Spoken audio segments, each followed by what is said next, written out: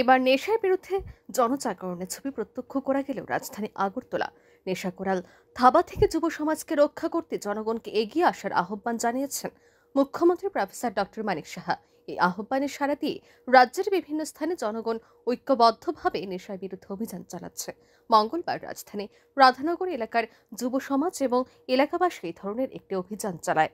রাধানগর মার্কেটে চলে এই অভিযান চলাকালীন সময়ে রাধানগর মার্কেট থেকে এক নেশা কারবারিকে ধরেন এলাকাবাসী। তার কাছ থেকে নেশা সামগ্রী তথা সিরিঞ্জ উদ্ধার করা হয়। তাকে জিজ্ঞাসাবাদ চালিয়ে নেশা কারবারের সাথে আর কারা জড়িত সে সম্পর্কে জানতে চান এলাকাবাসী। তখন এই নেশা কারবারে কোনো কিছু বলতে রাজি না হলে স্থানীয় কিছু যুবক তাকে উত্তম মধ্যম দেয়। এরই মধ্যে ছুটে আসে পুলিশ।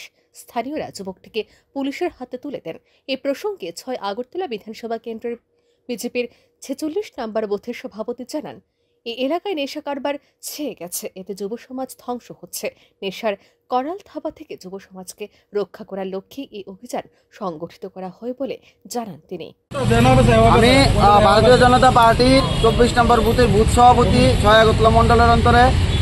আমার এই এলাকাতে আমার যে এরিয়াটা, যে বুথ এরিয়াটার মধ্যে কন্টিনিউ আমি বুথ সভাপতি হওয়ার পরই প্রত্যেকটা লোক বিশ্বাস করে আমার কাছে প্রতিনিয়ত কমপ্লেন দিচ্ছে কি এরিয়াতে যুব সমাজ ধ্বংস হচ্ছে, প্রতিনিয়ত ড্রাগসের ভয়াবহ রূপ ধারণ করছে এই জায়গাতে।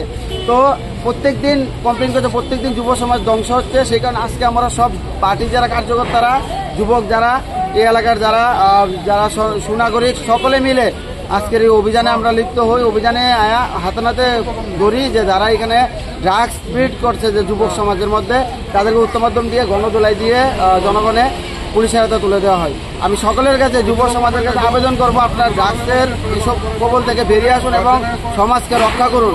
এইভাবে চলবে না, সমাজ ধ্বংস হয়ে যাবে, যুব সমাজ ধ্বংস হয়ে যাচ্ছে।